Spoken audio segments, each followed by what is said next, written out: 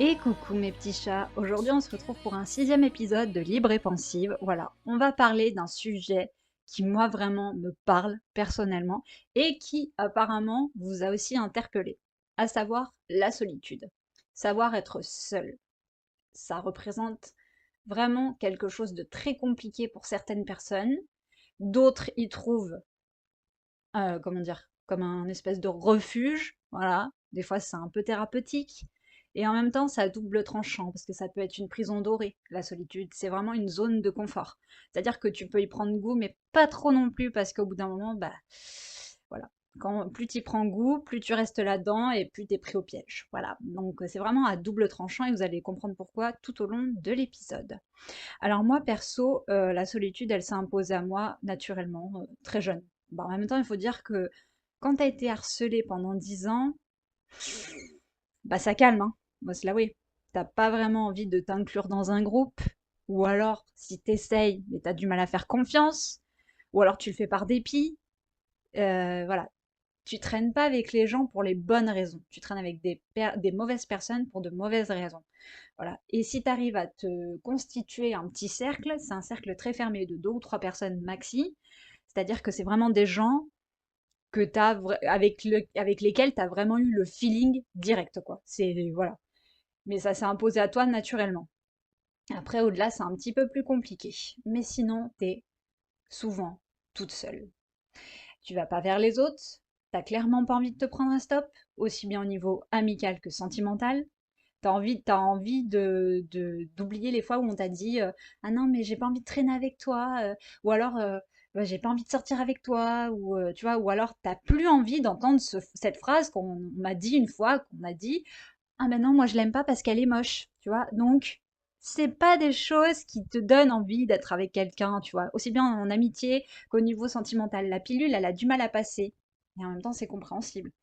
Donc, c'est compliqué dans le sens où tu entends ce genre de choses quand tu arrives à un âge où tu as envie de plaire. Tu as 18 ans, tu es mal dans ta peau et en même temps, tu pas envie d'être toute seule, tu pas envie d'être stigmatisée comme la fille qui est toute seule, qui est tout le temps toute seule, parce que tu sais que la solitude, ça suscite des questions. T'entends des trucs du style, ah mais si elle est toute seule, il y a un truc chelou, tu vois, c'est bizarre. Elle doit avoir des défauts, ou alors elle doit pas être drôle, ou alors elle doit être coincée, ou alors, oh là là, t'entends de ces trucs, non mais bon.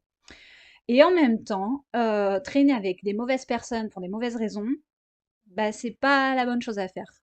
Tu connais la phrase qui dit, vaut mieux être seul que mal accompagné. Eh ben c'est ça, c'est totalement ça.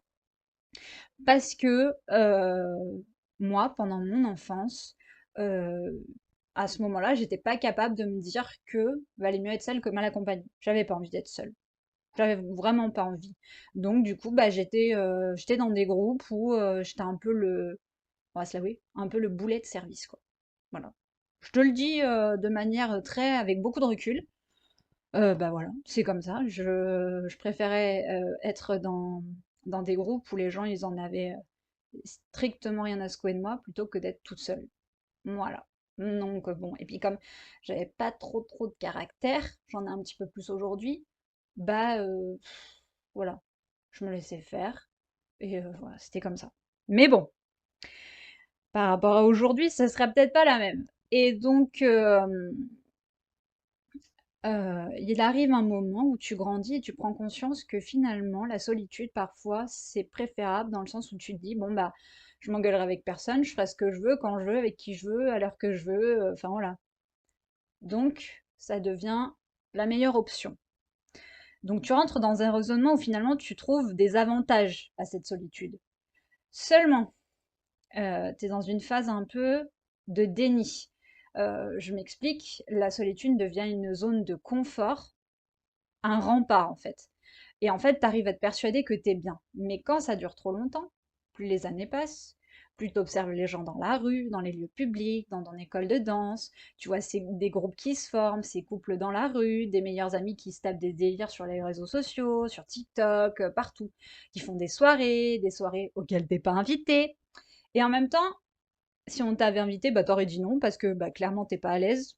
Voilà, t'es pas à l'aise, t'as peur qu'on se foute de toi, t'as peur, tu te dis direct, bah ils vont pas m'aimer, ils vont pas m'accepter. tu vois, un truc un peu malsain, mais malheureusement, ça gravite dans ton esprit parce que c'est ce qui hante un peu ton cerveau depuis que t'es petite, quoi, depuis ton adolescence, quoi. Et tu te dis, ouais, non, j'ai pas envie de me ridiculiser, j'ai pas envie d'aller dans un endroit où je vais me sentir mal à l'aise, pardon. Donc du coup, bah, j'y vais pas. Je préfère être seule chez moi que d'y aller. Donc finalement, tu te coupes un peu. Donc c'est une question de choix. Et ta vie sociale, tu la rêves, tu te mets à l'imaginer, à l'idéaliser. Et malheureusement, bah, tu en souffres. Et c'est à ce moment-là que tu sors du déni. Tu en fais des crises d'angoisse, tu supportes plus vraiment la condition dans laquelle tu t'es mise toute seule, hein, malheureusement. T'aimerais avoir une bande de potes à qui te confier, à qui tout dire, qui te jugerait pas, qui t'écouterait, qui te montrerait en fait un minimum d'intérêt, chose que t'as pas connue quand t'étais plus jeune. Et c'est bien pour ça que je te dis que la solitude est ma meilleure ennemie par opposition. Maintenant, on en vient au cas de figure où la solitude est quelque chose de positif, de thérapeutique et de bénéfique. Il y a des moments dans la vie où, suite à un trauma, donc prenons le harcèlement, tu as besoin de te retrouver, de faire le point. Mais ça peut pas être forcément que le harcèlement, ça peut être un burn-out, ça peut être une dépression, ça peut être n'importe n'importe quelle problématique finalement. Tu as besoin de te concentrer, de te recentrer sur toi. Et, euh, et ça, c'est des choses que tu peux pas faire quand tu es entouré. C'est des choses que tu dois faire et tu dois entreprendre seul. Alors bien sûr, tu as ton entourage hein, qui est pas très loin, tu as des interlocuteurs, pardon, je vais y arriver, tels que les psys, enfin voilà, nos thérapies, enfin voilà, tous les gens qui sont habilités, qui sont professionnels dans ce milieu, mais l'acteur principal, c'est toi. Et moi, pendant un an, j'ai ressenti le besoin de me couper un peu de l'extérieur, du monde extérieur. Voilà, le seul contact que j'avais, c'était mes parents et ma sœur.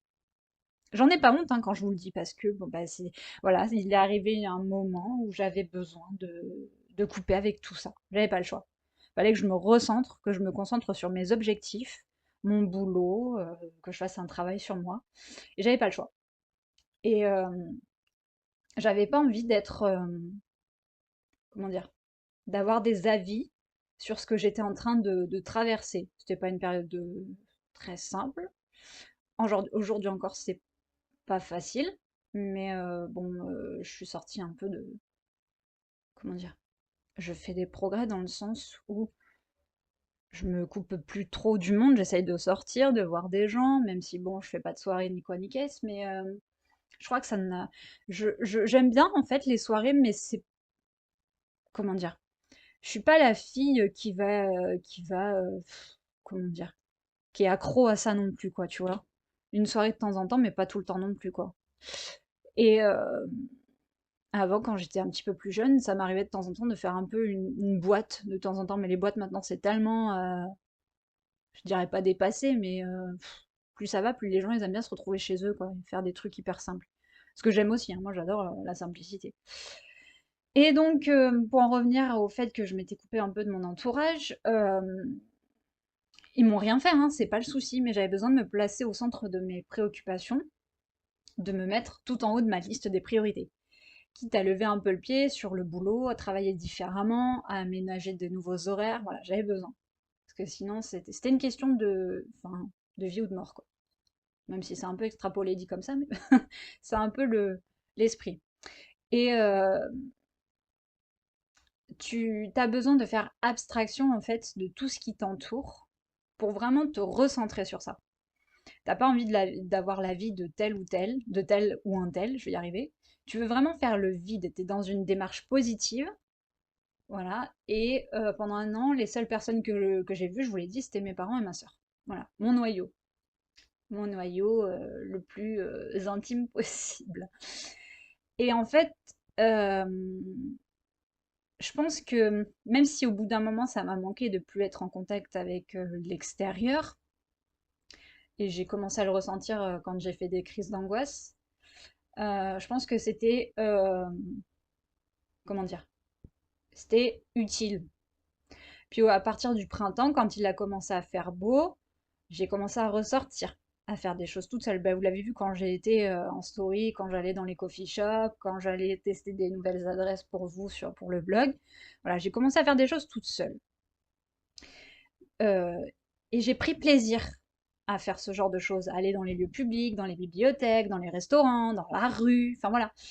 Je pars du principe que finalement, faire des choses toute seule, c'est positif. C'est-à-dire que t'as pas besoin d'être forcément avec quelqu'un pour, comment dire, prendre du plaisir à faire quelque chose, une activité, enfin voilà, faire des choses simples, hein.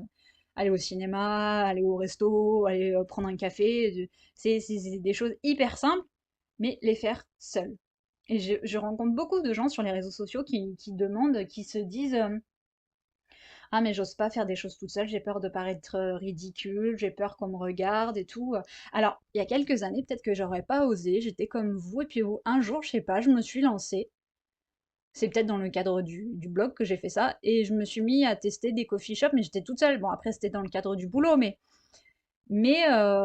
j'aurais pu me sentir mal à l'aise. Eh ben, pas du tout. Pas du tout, en fait. Et c'est même très positif. Et ça fait beaucoup de bien. Et en fait, des fois, je me suis vraiment aperçue que la solitude est synonyme de liberté. T'as pas, bon, à part quand t'es pressé, que tu t'es fait une espèce de to-do list dans ta tête et que tu te dis, bon, bah, ça, il faut que je le fasse, donc tu peux pas non plus t'attarder dans le coffee shop. Mais comment dire, quand t'as pas quand t'as personne qui t'attend, quand t'as pas d'horaire, enfin, quand tu te laisses un peu guider par l'imprévu, quand tu as décidé de lâcher prise une journée et tout, t'as pas d'horaire, t'as pas de contraintes, t'as pas tout ça. Et finalement, là, la solitude, elle est vraiment synonyme de liberté. Et c'est pas du tout une contrainte. Alors, il y a des gens qui vont dire: «Oh, mais c'est triste d'être toute seule». Ben non, parce que des fois, quand je passe dans la rue et que je vois des couples, alors tu me diras, forcément, les couples, ils ont des hauts et des bas, mais des fois, c'est surtout à Bordeaux. Bon, quoique tu me diras, il n'y a pas qu'à Bordeaux, mais quand je me promène dans la rue, je dis ça parce que Bordeaux, c'est une plus grande ville, et que je vois des couples s'engueuler, je me dis: «Ouais, non, ça donne pas envie». Mais en même temps, bon, voilà, il y a aussi des bons moments, hein. Je veux dire, je suis pas là à dire que les gens ils s'engueulent H24, mais là, à ce moment-là, tu te dis, ouais, non, je suis bien toute seule finalement. Donc, et puis je crois que finalement, quand tu vois certains couples qui vont dans les lieux publics et que chacun de leur côté, ils sont sur leur téléphone, tu te dis à quoi ça sert en fait. Parce que si t'es là pour être sur ton téléphone et pas parler à la personne qui est en face de toi, bah ça sert à quoi finalement? Les gens sont devenus, au bout d'un certain nombre d'années, pas quand t'es jeune, quoique des fois si quand même, mais au bout d'un certain nombre d'années, tu te rends compte que finalement les gens sont devenus amis ou potes plus que bah, amoureux entre guillemets quoi. Ils restent ensemble par habitude, certains. Alors que tu as envie de leur dire mais le divorce ça existe aussi. C'est pas quelque chose de on voit le divorce comme quelque chose de négatif, mais évidemment, forcément qu'à première vue, comme ça, le divorce, c'est quelque chose de négatif, mais pas tout le temps. Des fois, il vaut mieux divorcer que de rester avec quelqu'un qui te rend malheureux. Enfin, moi, je vois les choses comme ça. Quand j'étais ado, forcément, je voyais pas les choses comme ça, mais avec la maturité, le recul, je me suis aperçue qu'il vaut mieux se séparer d'une personne que tu n'aimes plus, plutôt que de s'engueuler H24, de faire subir ça à tes enfants si tu en as. Voilà, ça sert à rien en fait. Et je me suis rendu compte aussi quand j'allais dans les lieux publics que plus ça va et plus les gens qui vont dans les coffee shops, enfin n'importe quoi. Et ben il y en a, ils y vont tout seuls. Voilà, ils sont comme moi, ils y vont tout seuls. Des fois c'est une question peut-être de choix, c'est une question bah, qu'ils n'ont pas le choix. Ils sont peut-être tout seuls aussi comme moi. Mais je pense que des fois t'en as, si tu vas leur demander, ils vont te dire non mais moi ça me va très bien. Voilà. Il y a de plus en plus de gens qui veulent pas s'engager, qui veulent pas, qui sont bien tout seuls en fait. Ça devient un peu, je crois que c'est un phénomène un peu de mode. Je sais pas, j'ai l'impression que les gens, moi je vous l'ai dit, voilà, je conçois pas une relation à court terme, on va dire, mais j'ai l'impression qu'il y a des gens, ça leur suffit, quoi. Ils ont tellement été déçus que finalement la solitude, ça devient quelque chose, ça leur suffit, quoi. Ça leur suffit. Alors, je te dis pas que moi je souffre pas d'être seule et tout, mais je pense que j'ai payé cher la fausse compagnie, les fausses amitiés, le harcèlement, voilà, tout ça. Donc, t'apprends à apprécier la solitude. T'as pas vraiment le choix en fait. C'est comme une carapace. C'est un rempart que tu te fais autour de toi et t'as pas le choix en fait. Et puis, moi perso, je garde un autre aussi mauvais souvenir de la solitude, c'est pendant mes années de fac. Je vous ai dit, j'ai un bac plus 5. Et pendant 5 ans, je me suis noyée dans mes études, quoi. Il y avait que ça, c'est-à-dire que bah, j'ai pas su concilier ma vie de fille et ma vie d'étudiante. Et il y en avait que pour ça. Et la licence, le master, les allers-retours, parce que je faisais l'aller-retour entre Arcachon et Bordeaux ben, tous les jours. Donc les transports en commun, tout ça, voilà. Et en fait, ben, c'était ça ma vie, quoi. C'était les études, les allers-retours, les week-ends à pas sortir de chez soi, entre les quatre murs de ma chambre.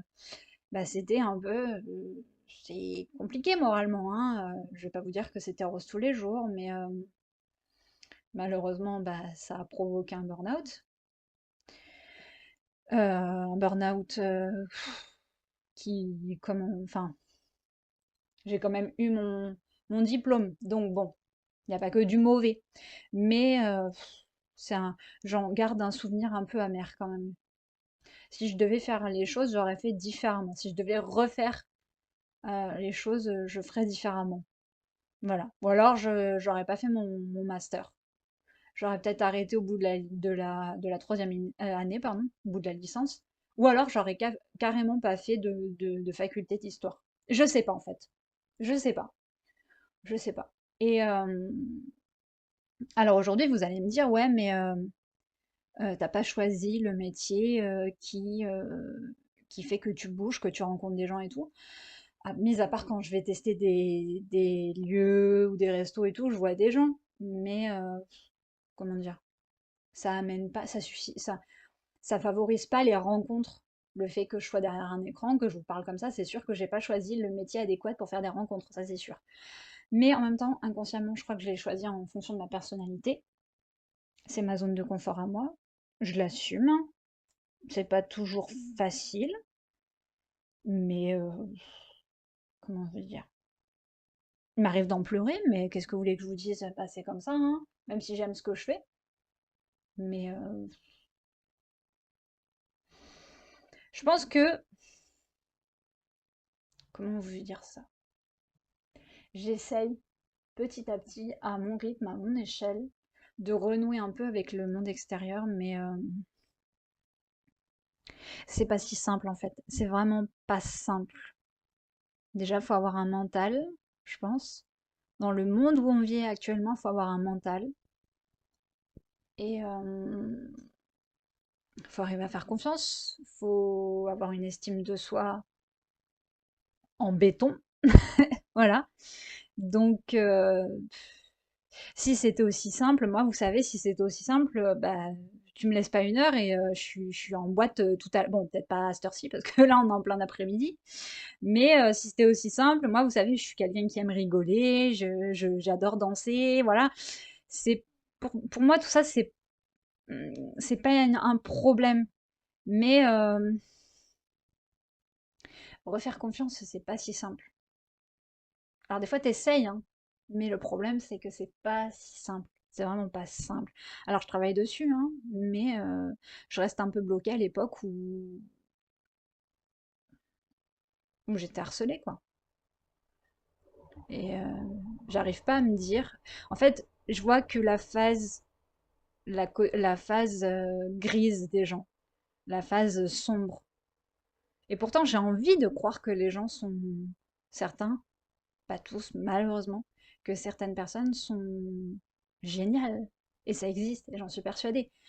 Mais il faut les rencontrer. Pour ça, il faut sortir. Pour ça, il faut sortir de sa zone de confort. Et c'est pas si simple.